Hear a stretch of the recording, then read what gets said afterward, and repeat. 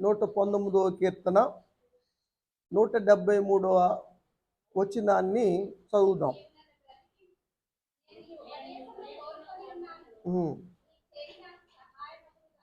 ఈ యొక్క వాక్య భాగములో 2 విషయాలు చెబుతా ఉన్నాడు. 2 విషయాలను బట్టి కీర్తిస్తూ ఉన్నాడు. ఒకటేమిటంటే దేవుని ఉపదేశాన్ని కోరుకుంటున్నాడు. నీ ఉపదేశాన్ని నేను కోరుకుంటున్నాను. రెండోది ఏమిటంటే దేవుని చెయ్యి నాకు సహాయం అగునుగాక అంటున్నాడు. ఈ 2 విషయాల గురించి మనం ఈరోజు ధ్యానం చేయబోతా ఉన్నాం. మొదటిది దేవుని ఉపదేశం కోరుకోవటం. దేవునికి స్తోత్రం. ఇది ఎంత మంచి కోరిక అంటారు. దేవుని ఉపదేశాన్ని కోరుకునే వాళ్ళు ఎంతమంది ఉంటారంటారు? Very good. అందుకే ఒక రోజు వస్తున్నారు మీరు. Very good. కస్తూరమ్మ గారు కూడా దేవుని ఉపదేశాన్ని కోరుకుంటుంది. రోజు వస్తుంది. రోజు మరి మందిరానికి రావాలని ఆశ, నడవలేని పరిస్థితుల్లో కూడా తూలుతా కూడా. ఇప్పుడు వయసు అంతమ్మా కస్తూరమ్మ గారు?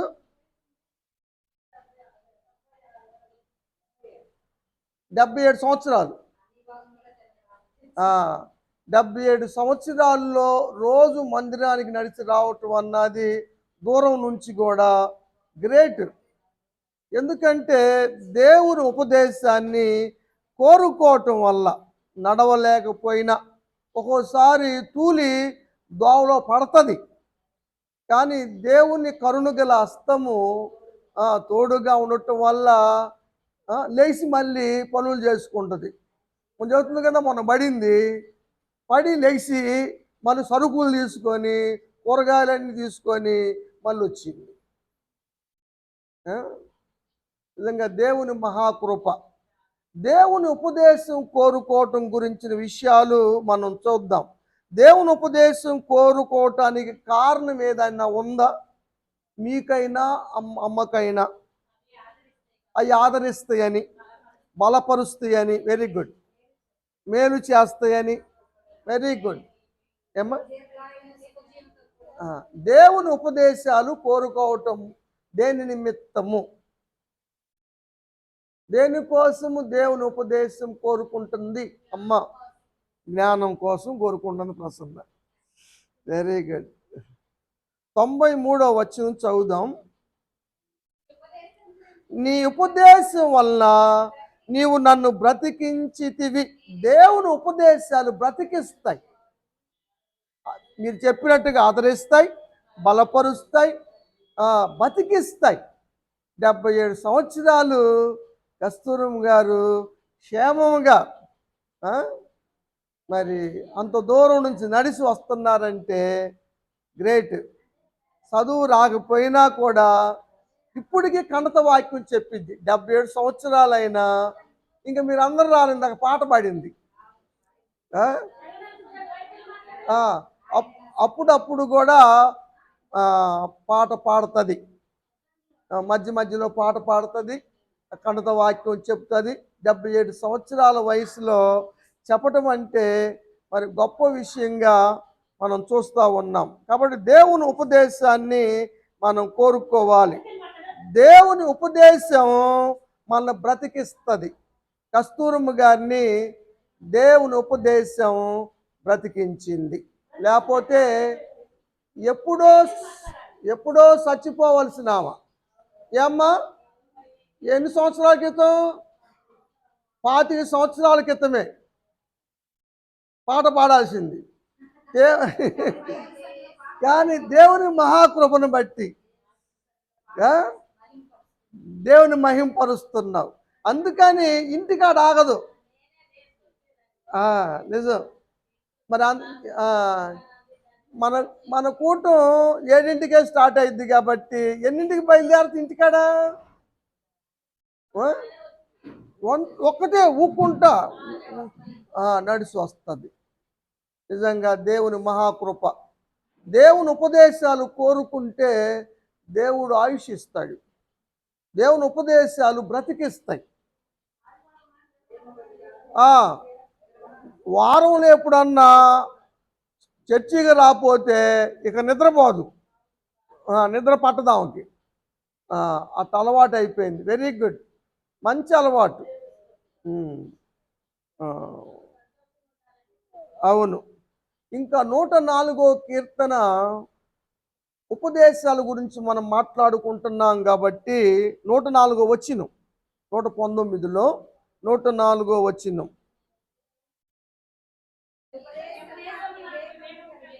ఆ వివేకాన్ని కలిగిస్తాయి. దేవుని ఉపదేశాలు వివేకాన్ని కలిగిస్తాయి. ఇంకా దేవుని ఉపదేశాలు జీవ మార్గములోకి నడిపిస్తాయి. కస్తూరమ్మ గారి కుటుంబం చాలా పెద్దది కదా. రామారావు గారు, లక్ష్మి గారు, ఇద్దరు కుమార్తె కుమారుడు కదా. సీను గారు, నాగసులోచన, ఇద్దరు కొడుకులు. అబ్బాయి నరసింహరావు, ఇందుప్రియ, వాళ్ళకి ఇద్దరు కొడుకులు కదా. పెద్ద సంతానమే. ముగ్గురు కొడుకులు, ముగ్గురు కోడళ్ళు. ఏదో నోవాహు సంతతి లేక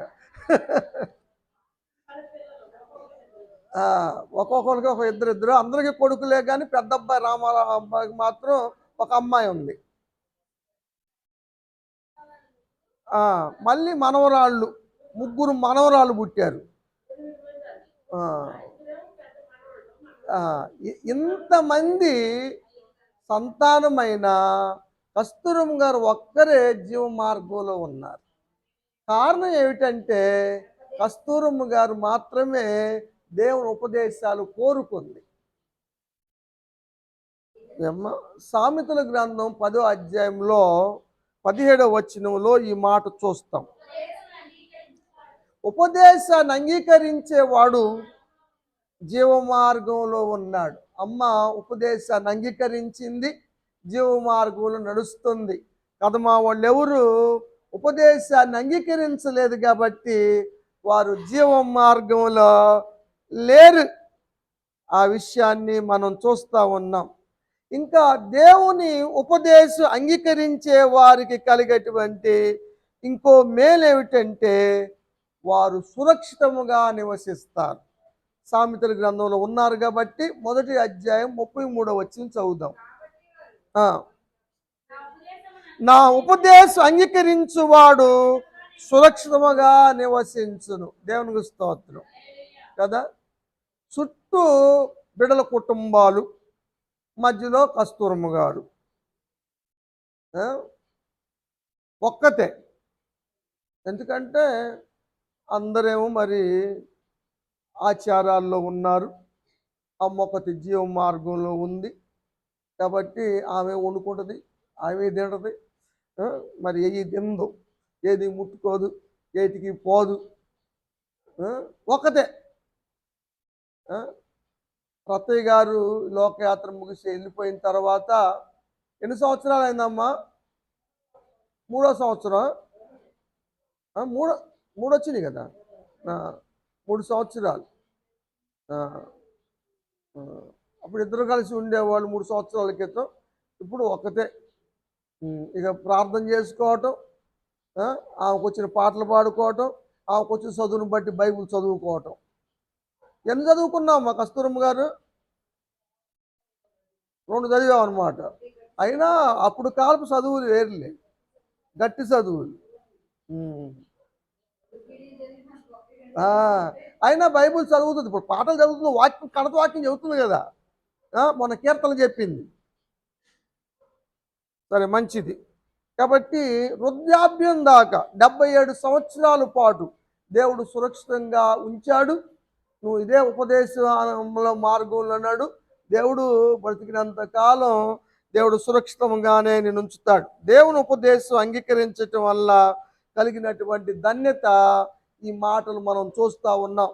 దేవుని ఉపదేశాలు బ్రతికిస్తాయి, దేవుని ఉపదేశాలు కాపాడుతాయి, దేవుని ఉపదేశాలు వివేచనిస్తాయి, జీవ మార్గంలోకి నడిపిస్తాయి, సురక్షితంగా చేస్తవి. ఆజ్ఞలు మనసులో ఉంచుకొని ఉపదేశాన్ని కాపాడితే 7వ అధ్యాయం సామెతల గ్రంథం 2వ వచనం.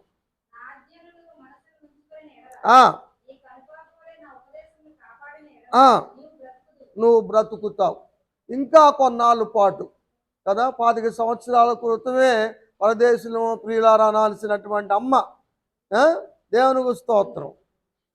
ఇంకా దేవుడు ఆయుష్ ఇచ్చి ఆరోగ్యం ఇచ్చి దీవించును గాక. దేవునికి స్తోత్రం. ఏమా అది. ఇంకా రెండో అంశం ఏమిటంటే దేవుని హస్తము, సహాయం చేసే హస్తము, బలపరిచే హస్తము. దేవుని హస్తము ఆశీర్వదించే హస్తము, సాహస కార్యాలు చేసే హస్తము. అది చెప్పండి. స్వస్థపరిచే హస్తం. Very good. హస్తం, దేవుని హస్తం. సరే, 139వ కీర్తనలో దావీదు దేవుని హస్తాను గురించి ఒక మాట చెబుతాడు. 5వ వచనం చదువుదాం, చాలా ఉన్నాయి. నీ చెయ్యి నా మీద ఉంచి ఉన్నావు. మీకేమర్థమైంది చెప్పండి ఈ మాటలో? ఈ వాక్యము చదివినప్పుడు మీకేం అర్థమైంది? దావీదు అంటాడు, నీ చేయి నా మీద ఉంచి ఉన్నావు అన్నాడు.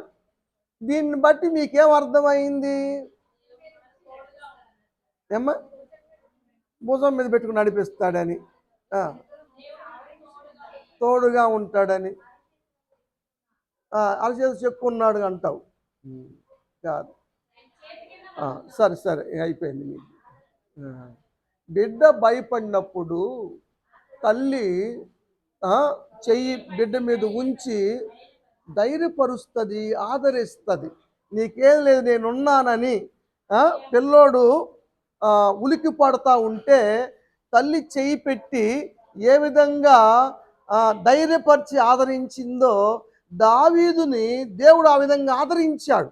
శత్రు సమూహముకి భయపడతా ఉంటే దేవుడు ఆదరించాడు, బలపరిచాడు.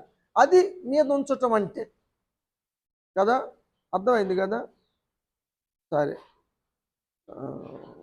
ఇంకా దావీదు చుట్టూ మహాజలముల్లో చిక్కుపడినప్పుడు, దావీదు నీళ్ళల్లో మహాజలాల్లో చుట్టుముట్టు ఉన్నప్పుడు దేవుని హస్తం ఉన్నత స్థలము నుంచి చాపి, 18వ కీర్తన అదే కదా, మీరు పాడతారు కదరా. 16వ వచనం చదువు. ఉన్నత స్థలములో నుండి చేయి చాపి నన్ను పట్టుకొని. ఎవడున్నాడినా? దావీదు ఎవడున్నాడు? మహాజలముల మధ్యన ఉన్నాడు. ఆయన ఆకాశంలో నుంచి చేయి చాపి జలము నుంచి పైకి లేపాడంట. దేవుని హస్తం రక్షించే హస్తం. దేవునికి స్తోత్రం కదా. మునిగిపోనివని హస్తం కదా. రాత్రి మనం అనుకున్నాం కదా, పేతురు గారు మునిగిపోతా ప్రభువా నన్ను రక్షించంటే వెంటనే చెయ్యి అందించి అల్ప విశ్వాసివి ఎందుకు సందేహపడితివి అని అన్నట్టుగా మనం రాత్రికాల సమయంలో ధ్యానం చేశాం. కాబట్టి దేవుని హస్తము మనల్ని మునిగిపోనివ్వదు. దేంట్లో? నీళ్ళల్లోనే కాదు, శ్రమల్లోనైనా, సమస్యల్లోనైనా, శోధనలోనైనా, ఇబ్బందుల్లోనైనా, అనారోగ్యంలోనైనా, దేంట్లోనైనా సరే మనల్ని మునిగిపోనివ్వదు దేవుని హస్తం. దేవునికి స్తోత్రం. శ్రమల్లో ఉంటే తప్పిస్తుంది దేవుని హస్తమే, శోధనలో ఉంటే రక్షిస్తుంది దేవుని హస్తమే, అనారోగ్యంలో ఉంటే స్వస్థపరుస్తుంది దేవుని హస్తమే. దేవుని హస్తము ఎప్పుడు తోడుగా ఉండును గాక. దావీదు 119వ కీర్తన 173వ వచనములో 2 మాటలు చెప్పాడు. అయ్యా, నేను ఉపదేశాన్ని కోరుకుంటున్నాను, నీ చెయ్యి నాకు సహాయం అగును గాక అని కదా. ఎంత గొప్ప మాటలు ఈ యొక్క వచనములో దాగి ఉన్నవో మనం ధ్యానం చేస్తూ ఉన్నాం. మొదటి పార్ట్ మనం ధ్యానం చేసాము, రెండవ దాన్ని మనం ధ్యానం చేస్తూ ఉన్నాం కదా. ఇంకా మనల్ని పడిపోనీయకుండా మన హస్తాన్ని పట్టుకుంటాడు దేవుని హస్తముతో. దావీదుకి అనుభవం ఉంది. 37 24 చదువుదాం. ఆ, ఆ, అది పడిపోతాడు బిడ్డ నడిచేటప్పుడు. చిన్న వయసులో మనం ఎంత పెద్దవాళ్ళమైనా దేవునికి బిడ్డలమే, చిన్న బిడ్డలమే కదా. నా బిడ్డలారా అంటా ఉంటాడు ఎప్పుడు కదా. మన పిల్లలు నడిచేటప్పుడు పడిపోతారేమో అని ఊరు వెళ్ళేటప్పుడు చేపట్టుకుని నడిపిస్తూ ఉంటాం. గబాల వాళ్ళు రాయి తగిలి పడబోతూ ఉంటే మనం చేయిని గుంజుతాం, అంటే పడిపోకుండా. దేవుడు ఆ విధంగా తన హస్తాన్ని పట్టుకొని నడిపిస్తూ ఉంటాడు. ఎంత శ్రద్ధ తీసుకుంటున్నాడు దేవుడు మన పట్ల. అలా శ్రద్ధ తీసుకోబట్టే నేను వచ్చి ఇప్పుడు 22 సంవత్సరాలు అయింది. 22 సంవత్సరాల ముట్టు కస్తూరమ్మ గారు నాకు బాగా పరిచయమే. వెళ్తూ ఉండేవాడు, మైసూర్ గారు వాళ్ళ ఇంటికి వస్తూ ఉండేవాళ్ళు. అప్పుడు మేము ఎక్కువగా రాంబాబు గారు, మైసూర్ గారు వాళ్ళ ఇంటికాడ వచ్చిన కొత్తలో గడిపేవాళ్ళు, ఎక్కువగా ఉండేవాళ్ళు. అక్కడికి వస్తూ ఉండేది. అమ్మ చేతితో ఏది ఇచ్చినా, అమ్మ ఎదురు వచ్చినా కలిసి వచ్చిద్ది, డబ్బులు ఇచ్చినా కూడా బాగా కలిసి వస్తుంది అని చెప్పుకొని చాలామంది వచ్చేవాళ్ళు. అందరికి హెల్ప్ చేస్తూ ఉండేది. అప్పుడు నుంచి పరిచయం, అప్పటి నుంచి దైవికంగా. ఫస్ట్లో ఇక్కడ బాప్తీసాలు ఇవ్వటానికి ఇబ్బందిగా ఉండి తొట్టి కట్టించింది కస్తూరమ్మ గారే. అప్పుడు నేను అప్పటికి ఇక్కడ ఏమ్మా అసలు వచ్చినాక కూడా ఇప్పుడు కొంచెం అర్థం కాక సరిగ్గా వినపడక పక్కన వాళ్ళు అడుగుతుంది. కానీ అస్సలు ఇటువరకు మైకే నా ముఖమేగా చూస్తూ ఉండేది. చెప్పినంతసేపు వినేది, శ్రద్ధగా ఆలకిచ్చేది. అవును, అవును. అట్లానే కదలకోకుండా వినేవాళ్ళు. ఈరమ్మ గారు కూడా వస్తే కదలకోకుండా కూర్చొని అట్టానే విన్నది. చెప్పిన దానికల్లా ఇట్ట అంటా ఉండేది. రోజు వచ్చేవాళ్ళు వాళ్ళు. ఆ విధంగా కొంతమందికి రాత్రి కోటేశ్వర గురించి ప్రార్థన చేస్తుంటే దుఃఖం వచ్చేసింది. వచ్చేసింది అనమాట. పాపం అనిపించింది.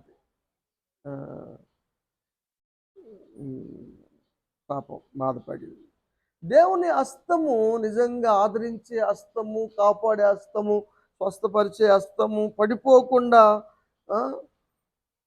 పట్టుకునే హస్తము మనం చూస్తూ ఉన్నాం కదా. కుష్టి వ్యాధిగ్రస్తుడు వచ్చి ఆయనకు మొక్కి, అయ్యా నీకు ఇష్టమైతే నన్ను శుద్ధుడిగా చేయమంటే ఎవరన్నా ముట్టుకుంటారు కుష్టివాడిని? అప్పుడప్పుడు గుడుల దగ్గర ప్రయాణాల్లో మనం చూస్తూ ఉంటాం. కుష్టి రోగులు అడుక్కుంటూ ఉంటారు. సందా వేసేటప్పుడు ఎంత ఎత్తినేస్తారు. ఎడంగా వెళ్ళటమే కాదు, ఒకవేళ మా సందా వేయాలనుకున్నా కూడా ఎక్కడంటిద్దని అంత ఎత్తునేస్తూ ఉంటారు. కానీ దేవుడు పరిశుద్ధుడైన దేవుడు అశుద్ధుడైన వ్యక్తిని మీద కనికరపడి కదా. ఇదైతే రేపు కనికరం గురించి, రేపు కాదు, రేపు పెళ్లి రోజు కదా. భార్య భర్తల విధులు చెప్దాం అనుకుంటున్నాను రేపు. మీకు తెలుసు దాదాపుగా మీ అందరికీ పెళ్లి రోజులు కాబట్టి. అవును, చెప్పేటప్పుడు ఏదో వస్తుందో చెప్పలేము.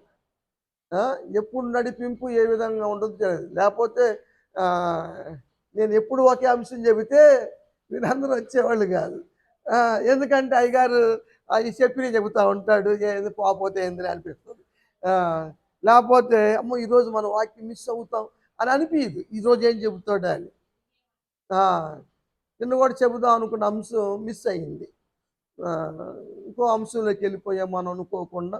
టైం అయింది కాబట్టి విశ్వాసం గురించి 4 మాటలు చెప్పాను. సరే, దేవుడు హస్తాన్ని చాపి ఆ చీముతో రక్తంతో కురుకుపోయి ఉంటాయి కదా ఏళ్ళు, హస్తాన్ని చాపి అని ముట్టాడంటే నిజంగా ఎంత కనికరమూర్తి అనుకోవాలో. ఏమ్మా, చెయ్యి చాపి ముట్టి నాకిష్టమే నువ్వు శుద్ధుడుగా ఉండటం. ఏం చెప్పాను కదండి. మనం శుద్ధులుగా ఉంటాం, పరిశుద్ధులుగా ఉంటాం, పవిత్రంగా ఉంటాం. దేవునికి ఎంత ఇష్టమో. కానీ మనమే అపవిత్రమైన జీవితాలు, శాపకరమైన జీవితాలు జీవిస్తూ ఉన్నాం. ఆ? అయినా కరుణ గల దేవుడు, మీరు అట చేశారు, మీరు ఎట చేశారు, ఆ, మీరు మీ తిప్పలు మీరు పడండి, మీ బాధలు మీరు పడండి, ఆ, ఆ, మీ చేతులు ఆరు తెచ్చుకున్నారు, కోరి కోరి తెచ్చుకున్నారు, ఇక నేను మాత్రం ఏం చేస్తా, మీరు సొంతగా తెచ్చుకున్న దానికి వద్దురా బాబు అని మొత్తుకొని ఎన్నిసార్లు హెచ్చరిక చేసినా, ప్రవక్తలు పంపినా వాళ్ళు తిట్టి వాళ్ళు కొట్టి, ఆ, నానా ఇది చేశారు మీరు, ఆఖరికి నా కుమారుని పంపితే ఆయన చంపేశారు, ఏందిరా మీరు చేసి మీకేం చేయాలిరా? ఆ, నిజంగా ఆయన ప్రేమలో మార్పు లేదు. ఎంత గొప్ప దేవుడు నిజంగా. ఆ, ఆ, అందరూ గేలి చేస్తున్నారు, ఎగతాళి చేస్తున్నారు కదా. ఆ చిన్నది నిద్రిస్తుందిలే అని చెబుతుంటే, యాయూరు కుమార్తె 12 సంవత్సరాలు ఉంటే ఆ అమ్మాయికి, చచ్చిపోయింది. ఎక్కడ యేసు ప్రభువారు యాయూరు కలిసి వచ్చేటప్పుడే ఆ 12 సంవత్సరాల రక్తస్రావి రోగి సాక్ష్యం చెప్పినప్పుడు చచ్చిపోయింది ఈ అమ్మాయి. చచ్చిపోయినాకే వాళ్ళు వచ్చి చెప్పారు. వీళ్ళు మళ్ళీ అక్కడికి నడిచి వెళ్ళిపోయారు. అప్పటికి తప్పెళ్ళు మోగుతున్నాయి, మేళతాళాలు మోగుతున్నాయి, అందరూ ఏడుస్తున్నారు, గొల్లు పెడతా ఉన్నారు. ఆ, నువ్వు నమ్మిక మాత్రం ఉంచు అన్నాడు కాబట్టి యేసు ప్రభు వారు ఈ నమ్మకంతో ఆయన వెంబడి పడుతున్నాడు, వెంబడి వెళ్తా ఉన్నాడు. అక్కడికి వెళ్ళిన తర్వాత ఆ, ఏడమాకండి అన్నాడు. యాయూరు అన్నాడు, స్థలం ఇవ్వండి, యేసు ప్రభు వారు వచ్చారు, స్థలం ఇవ్వండి అని యాయూరు చెప్పాడు. ఆయన అన్నాడు, ఆ చిన్నది నిద్రిస్తుందే కానీ చనిపోలేదన్నాడు. అరే మనమందరం ఏడు రోజులరా, చచ్చిపోయి అని చెప్పయింది, ఈగలు కూడా ముసురుకుంటుంటే, అది గుంట కూడా మేము చెప్పేసాం తోమని, ఇక పెట్టి కూడా రెడీ అవుతుంది, ఇక మనుషులు వచ్చి తప్పెట్లు కొడుతున్నారు, ఇప్పుడు ఈయన వచ్చి బతికింది అంటాడు, నిద్రపోతుంది అంటాడు అని గేలి చేశారు కదా. ఆ, ఎవరైనా చచ్చిపోయిన వాళ్ళు ముట్టుకుంటారా? చచ్చిపోయాడు గబ్బాలు ముట్టుకోరు చచ్చిపోయిన వాళ్ళని. ఎవరు ఇంట్లో కంటే తప్పదు, వారసుల కంటే తప్పదు, ఎంతో ప్రేమ ఉంటే తప్ప కదా, కనికరం జాలి ఉంటే తప్ప ఎవరు పట్టుకోరు. కొంతమందికి భయం. ఎవరు ఎందుకు యేసుప్రభు నమ్ముకోకముందు నాకు భయమే. మాకు బజార్లు ఉండేవి, కింద బజారు, పై బజారు, మధ్య బజారు అని ఊర్లో. కింద బజార్లో చచ్చిపోతే పై బజార్లు వెళ్ళేవాడిని, మధ్య బజార్ కూడా వెళ్ళేవాడు కాదు, పై బజార్ మీదకి వెళ్ళేవాడిని స్కూల్కి వెళ్ళాలంటే. ఎందుకు అంటే అంత దూరం వెళ్తున్నాను ఎందుకు అంటే ఆ దోళ చచ్చిపోయారంట.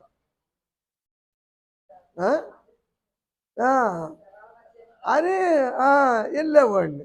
ఏసై నమ్ముకున్నాక నేనే సవాళ్ళ మధ్య ఉండాల్సి వస్తుండే, దెయ్యాలు వస్తుండే ఉడిదిలియాల్సి వస్తుండే.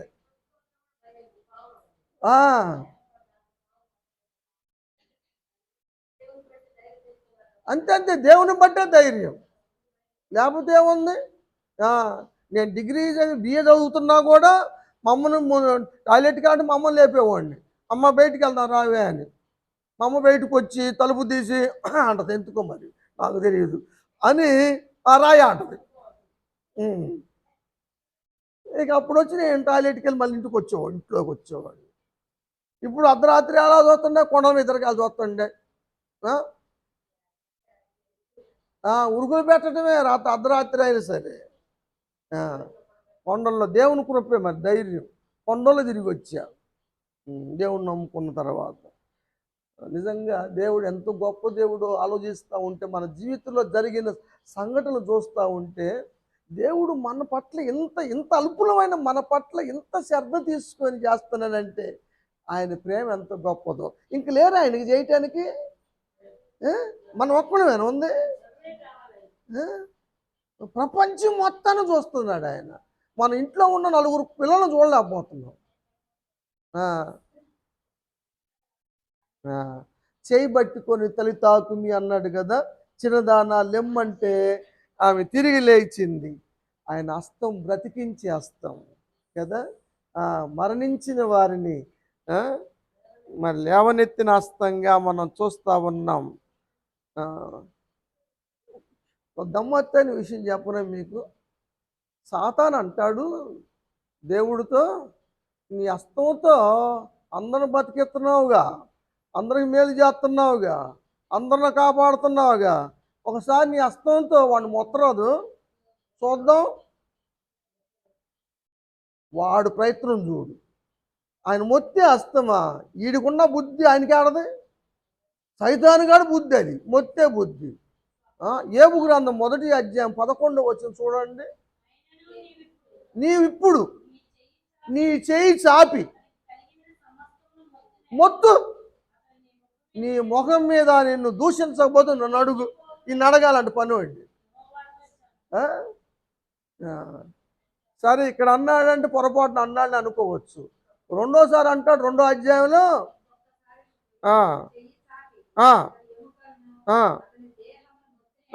ఎముకలు ముట్టు, ఈసారి మొత్తు, దేహాన్ని మొత్తు, జబ్బు పెట్టాడికి, రోగం పెట్టాడికి అంటున్నాడు. చెయ్యి జాతి, నువ్వు ఏదైనా చేయగలవు కదా నీ చేతితో. అరే నోరు మూసుకొని పోరా, దేవుడు మాట వినాలరా అన్నాడు కదా. కొండకాడికి వచ్చి ఉపవాసం అప్పుడు యేసుప్రభు దగ్గరికి వచ్చి, నువ్వు కొండ దిగు, రొట్టెలు రాళ్ళు రొట్టెలు తీసుకొని తిను, మక్కు. అరే దేవుణ్ణే స్తుతించాలి, దేవుణ్ణే గణపరచాలి, నోరు మూసుకొని పో అన్నాడు. కాబట్టి దేవుని హస్తం మనల్ని కాపాడేస్తాం. కాబట్టి ఉపదేశం కోరుకున్నటువంటి కస్తూరమ్మ గారిని దేవుడు ఎంతకాలం బ్రతికించాడు, ఆయుష్ ఆరోగ్యాలు ఇచ్చాడు. జరగబోయే దినాల్లో కూడా తన హస్తాన్ని తోడుగా ఉంచి త్రోవలో పడకుండా రక్షించి కాపాడి క్షేమస్థితినిచ్చి సురక్షితమైన జీవితాన్ని అమ్మకు దేవుడు దయచేయును గాక. దేవుడి మాటలు ఆశ్రయించి దీవించును గాక.